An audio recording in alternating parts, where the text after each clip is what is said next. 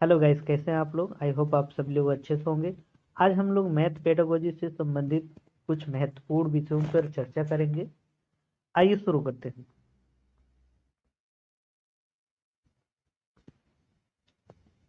आज हम लोग बात करेंगे गणित की जो शिक्षण विधियां हैं और उसका जो नेचर है, प्रकृति है, उस पर बात करेंगे।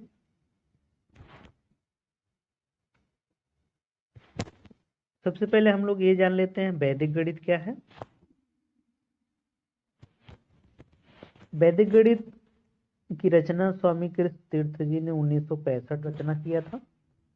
इस पुस्तक का जो उद्देश्य था, गणित में जो गणना संबंधी जो मुद्दे होते हैं उनको गति प्रदान करना। वैदिक गणित मैथमेटिक कैलकुलेशन करने की एक पद्धति है जिससे जटिल जो अंकगणितीय गणनाएं हैं उनको सरल, आसान और कम समय में सॉल्व किया जा सकता है। क्योंकि इसके ज्ञान से गणित के प्रति जो विद्यार्थियों का डर और भय है उसको बड़ी आसानी से दूर किया जा सकता है। इसमें इस पुस्तक में 16 सूत्र और 13 उपसूत्र शामिल किए गए हैं ताकि इनकी आधार पर जो है गणित को सरल और आसान बनाया जा सके। हम लोग इसके कुछ उदाहरणों को देखेंगे कि हम इसके मदद से कैसे सरल और आसान तरीके से और कम समय में गणित से संबंधित जो मुद्दे हैं उनको सॉल्व करा सकते हैं।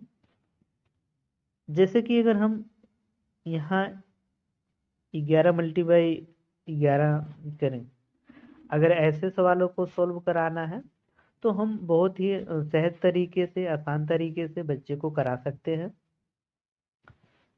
इसमें हम 11 स्क्वायर लिख सकते हैं इसको। देन इसके बाद इसमें ये करना है कि आपको ये देखना है कि इसमें 1 जो है कितनी बार आया है। तो यहाँ आप देख रहे हैं 1 जो है 2 बार आया हुआ है। तो हमको क्या करना है, 1 और 2 मतलब 1 को आगे के बढ़ते क्रम में लिख लेना है। तो 1 और 2 और देन उसके बाद क्या करना है, उसको एक घटते क्रम में लिख लेना है। तो ये आसान तरीके से हम बच्चे को गणित समझा सकते हैं। आगे भी एक उदाहरण अगर हम ले,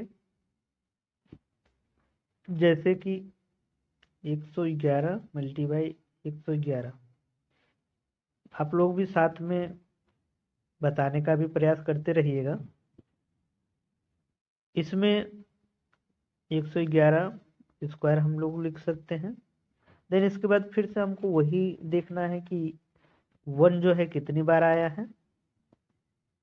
तो 1 जो है यहाँ पर 3 बार आया है। तो हम ऐसे ही बढ़ते क्रम में लिख लेंगे 1 2 3।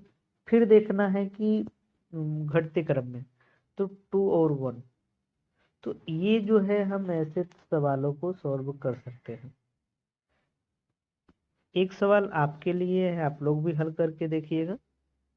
1111, ये आपको क्या करना है, सॉल्व करना है। आगे हम लोग बात कर लेते हैं। हाँ, इसमें एक चीज और आप भी है, आप लोग जानते रहिएगा कि वैदिक गणित का जो सबसे गणित का सबसे महत्वपूर्ण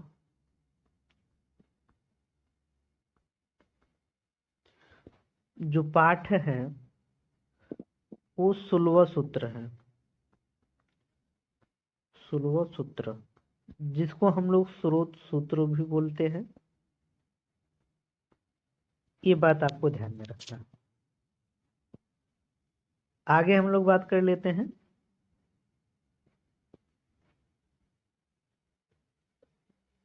गणित शिक्षण को प्रभावित करने वाले कारक। ये प्रभावित करने वाले कारक हैं जो गणित शिक्षण को क्या करते हैं, प्रभावित करते हैं। हाँ, उसी से संबंधित हम कुछ प्रश्नों को देख लेते हैं। जैसे कि आप तरह ये कहा जाए कि गणित में दुश्चिंता के लिए निम्नलिखित में से कौन सा घटक जिम्मेदार नहीं है, उत्तरदायी नहीं है।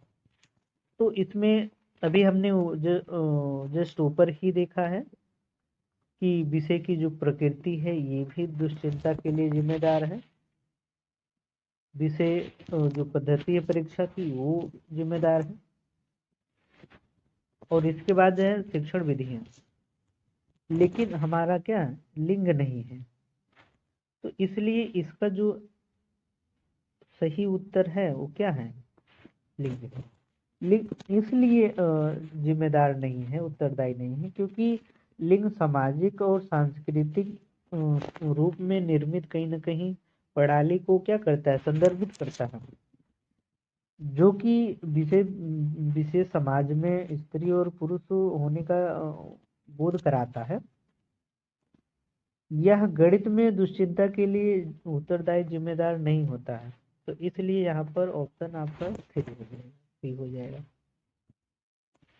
आगे हम लोग बात कर लेते हैं, संख्याओं को सिखाते समय शिक्षक को क्या करना चाहिए। यदि हम बच्चों को संख्या सिखा रहे हैं उस समय टीचर के लिए क्या जरूरी होता है, टीचर को क्या करना होता है। इसमें सबसे पहले हम लोग बात करें अलाइनमेंट, जिसको हमको क्या करना होता है, सबसे पहले पंक्तिबद्ध कतार में लगाना। देन उसके बाद क्लासिफिकेशन, वर्गीकरण। हाँ, वर्गीकरण में हम संख्याओं को क्या करते हैं, गिनना प्रारंभ करते हैं। और अल्टरनेट, प्रत्यावर्ती, जैसे कि अगर हम बात करें तो ये हमने जो संख्याओं को कतार में लगाया है ये पंक्तिबद्धता कहलाता है। देन उसके बाद हम संख्याओं को गिनना शुरू करते हैं, जैसे 1 के बाद 2 आता है, 3 आता है, 4, 5, 6, 7, 8, 9, 10 ऐसे। और देन उसके बाद हम ये देखेंगे कि पूछेंगे कि अल्टरनेट, संख्याओं को अल्टरनेट करके बीच बीच में गैप करके कि यहाँ कौन सी संख्या आएगी, यहाँ कौन सी संख्या आएगी, यहाँ कौन सी संख्या आएगी। तो ऐसे बीच बीच में गैप करके हम बच्चों से ऐसे प्रश्नों को करा सकते हैं और ये देख सकते हैं कि नहीं सीखा है। तो बच्चों को संख्याओं को सिखाने के लिए ऐसे क्रम को करना है जिसमें हम लोग संख्याओं को सबसे पहले कतार में लगाना सिखाएंगे, उसके बाद उसका क्लासिफिकेशन कराएंगे, वर्गीकरण करेंगे, जिसमें हम बच्चों को संख्याओं को गिनना सिखाते हैं। और इसके बाद है अल्टरनेट, प्रत्यावर्ती, बीच बीच में संख्याओं के बारे में पूछना कि यहाँ कौन सी संख्या आएगी। तो इससे हम बच्चे को संख्या सिखा सकते हैं। हाँ, इसी में अगर हम एक तो संख्याओं की समझ के लिए जो महत्वपूर्ण पहलू है उसमें कौन सा नहीं है।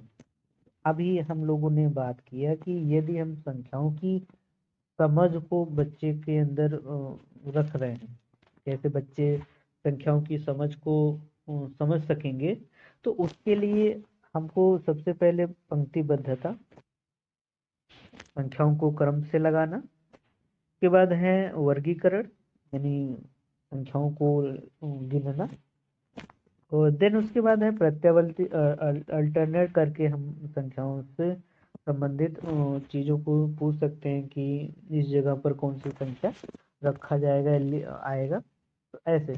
बट हमारा जो महत्वपूर्ण पक्ष है ये नहीं है संरक्षण, क्योंकि जो संरक्षण होता है ये विभिन्न मात्राओं और डेटा की तुलना या समझने से संबंधित होता है, और जबकि संख्याओं की समझ से नहीं संबंधित होता है।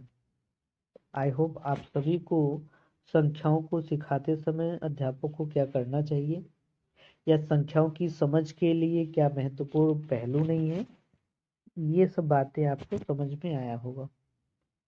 आगे के क्रम में हम लोग बात करते हैं माप या भारतोल पढ़ाते समय।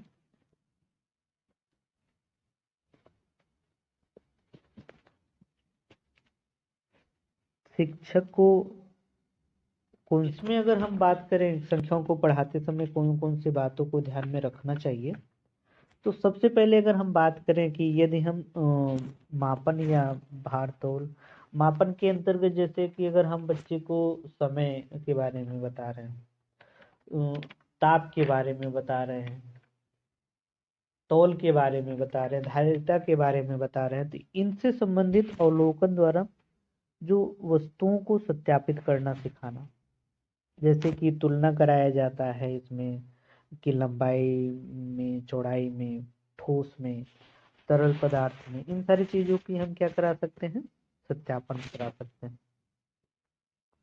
उसके बाद है माप की जो अपरमाणिक इकाई है उनका प्रयोग कराया जाए। अपरमाणिक इकाई से तात्पर्य है कि उसको व्यवहारिक चीजों से जोड़ करके बताया जाए। फिर उसके बाद है माप के लिए प्रमाणिक इकाई का प्रयोग करना सिखाया जाए, जैसे कि यहाँ पर हम सूत्र को बताएं। फिर इसके बाद जो है प्रमाणिक इकाई को कैसे विकसित किया जा सकता है, जैसे कि हम लोग इसमें देख लेते हैं कि प्रमाणिक इकाई को कैसे विकसित किया जा सकता है। यहाँ आप लोग समझिए,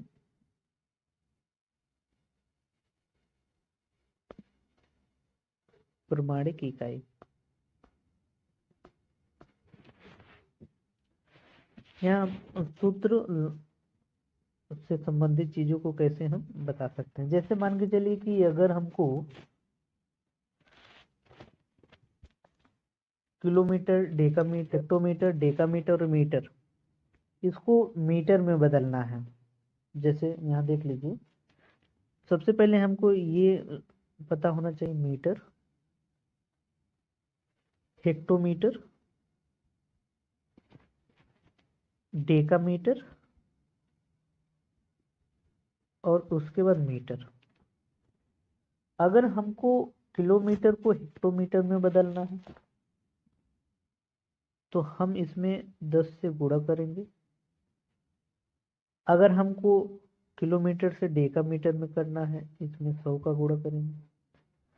अगर हमको किलोमीटर को मीटर में बदलना है, इसमें भी हम 100 का गुणा करेंगे। अगर हमको क्या करना है, अगर हमको डेकामीटर से मीटर में बदलना है तो इसमें 10 का गुणा करेंगे। अगर हमको मीटर से हेक्टोमीटर में बदलना है तो यहाँ पर हम जो है 100 का गुणा करेंगे।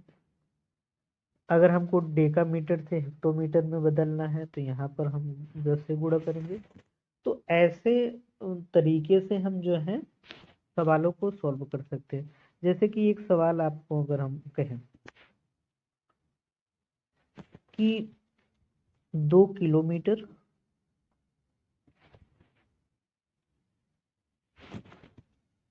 5 हेक्टोमीटर, आप हेक्टोमीटर समझिएगा इसको, 9 डेकामीटर, इसको मीटर में बदलना है। किस में बदलना है, मीटर में।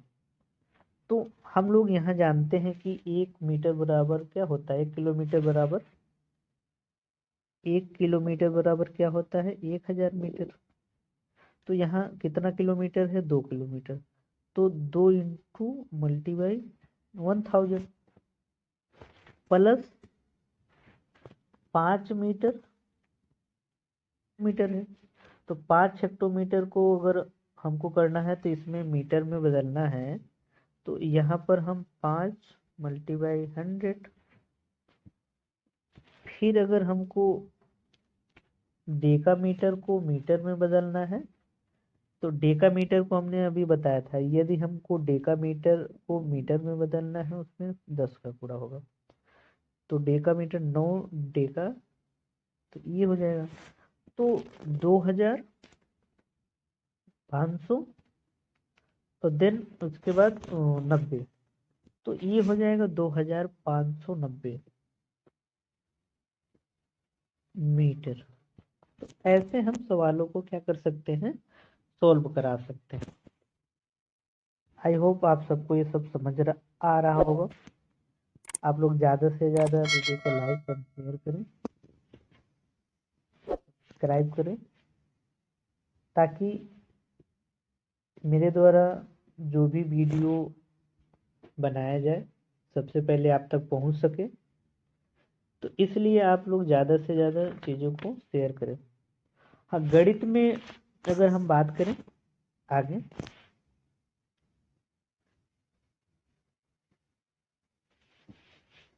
नेक्स्ट पॉइंट हमारा है गणित कक्षा में गणित के भाषा विकास को विकसित करने के कौन से चरण है, सोपान है। कैसे कक्ष में हम गणित की भाषा को विकसित कर सकते हैं भाई। तो इसके लिए हमको सबसे पहले ये जानना होगा कि यदि हम ऐसे सवालों को सॉल्व कर रहे हैं तो सबसे पहले हमको ये ध्यान में रखना होगा कि दैनिक जीवन की भाषा से जोड़ करके बच्चे को समझाया जाए, यानी उसकी जो प्रतिदिन की भाषा है, रोजमर्रा की भाषा है, उससे गणित की भाषा को विकसित कराया जाए।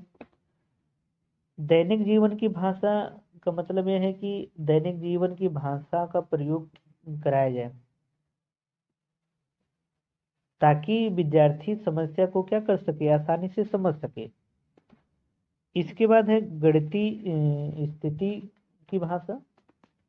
गणितीय स्थिति की मतलब भाषा मतलब समस्या की भाषा, प्रश्न की भाषा। फिर गणितीय स्थिति भाषा का उपयोग किया जाए ताकि बच्चा दी गई समस्या को अपने प्रश्नों में जोड़ सके, मतलब उससे संबंध हो सके। तो इसलिए ये प्रश्न की भाषा हो जाएगा, समस्या की भाषा हो जाएगा, जिसमें बच्चा जो है दी गई समस्या को संबंध करके जोड़ सकेगा। इसके बाद है गणित समस्या समाधान की भाषा। कैसे हम समस्या को सॉल्व कर सकते हैं उसकी भाषा। एक बच्चा स्थिति पर विचार किए बिना भी भाषा को कैसे समझ सकता है, ये कराया जाए ताकि बच्चा जो है गणितीय समस्या को सॉल्व कर सके। और इसके बाद जो है प्रतीकात्मक भाषा। प्रतीकात्मक भाषा का मतलब यह है कि बच्चे को समस्या को हल करने के लिए उच्च स्तर के दृश्यों की आवश्यकता होती है और यह आवश्यकता जो है आवश्यकताओं को प्रतिनिधित्व करने के लिए वर्णों या प्रतीकों का उपयोग कराता है, जिसमें हम बच्चे को विभिन्न प्रतीकों के माध्यम से समस्त जो भी प्रश्न है उनको सॉल्व करा सकते हैं। जैसे कि अगर हम बात करें, अगर हम यहाँ पर बात करें पहलुओं के बारे में, समस्याओं को सॉल्व करना है, तो हम इसमें जैसे हम समझ सकते हैं कि जैसे कि एक दुकानदार 1 दर्जन पेंसिल, क्या है 1 दर्जन पेंसिल को 2 रुपया की दर से क्या करता है, खरीदता है, खरीदता है, जिसमें वह 4 पेंसिल को क्या करता है, 1.5 रुपया, तथा जो शेष पेंसिल है, शेष पेंसिल को 2.5 रुपया की दर से बेचता है। तो यहां उसे कितने रुपए का लाभ या हानि हुआ। यहाँ 1 दर्जन का मतलब 12 पेंसिल। अब 12 पेंसिल को 2 रुपए की दर से क्या करता है, खरीदता है। तो 12 इंटू क्या हो जाएगा, 24। क्योंकि यहाँ पर 2 रुपए की दर से किसी भी पेंसिल को क्या कर रहा, खरीद रहा है। इसके बाद 4 पेंसिल का जो विक्रय मूल्य है, क्योंकि 4 पेंसिल को वो कितने रुपए में बेच रहा है, 1.5 रुपए बेच रहा है। तो 1.5 चौके 6 रुपए, तो 6 रुपए में वो क्या कर रहा है, 4 पेंसिलों को बेच रहा है। उसके बाद जो 8 बची शेष पेंसिल है उनको 2.5 रुपया की दर से बेच रहा है। तो 2.5 × 8 = 20 रुपया। तो ये क्या है, इसमें हम 12 पेंसिल का जो विक्रय मूल्य है वो कुल रुपया क्या है, 20 और 6, क्योंकि ये 20 रुपये और ये भी 6 रुपये। तो 12 पेंसिल का जो विक्रय मूल्य है वो कितना हो गया, 26 रुपया। तो इसलिए अगर लाभ की मैं बात करूं, लाभ जो है, क्योंकि यहाँ पर 24 रुपये में वो खरीद रहा है और 6 रुपये में 26 रुपये में वो बेच रहा है, तो उसको लाभ बराबर कितना हुआ, 2 रुपया। तो कहने का मतलब यहाँ पर हमने ये बच्चे को प्रतीकात्मक रूप में ये बताया कि लाभ बराबर क्या होता है, लाभ बराबर विक्रय मूल्य माइनस क्रय मूल्य। तो ये हमने गणित की जो भाषा है उसको विकसित करा सकते हैं। उसकी ये सोपान है, चरण है, जिसमें हम बच्चे को सबसे पहले उसके जो दैनिक जीवन की भाषा है, रोजमर्रा की भाषा है, उससे जोड़ करके बच्चे को बता सकते हैं। फिर कैसे गणितीय स्थिति की जो भाषा है और प्रश्न की भाषा है, फिर समस्या समाधान की जो भाषा है उसको हम कैसे बता सकते हैं, और प्रतीकात्मक भाषा। तो ऐसे सवालों को सोल्व करने के लिए, हल करने के लिए ऐसे सोपानों को कहीं ना कहीं ध्यान में रखना होता है। आई होप आप सभी को ये वीडियो अच्छा लगा होगा।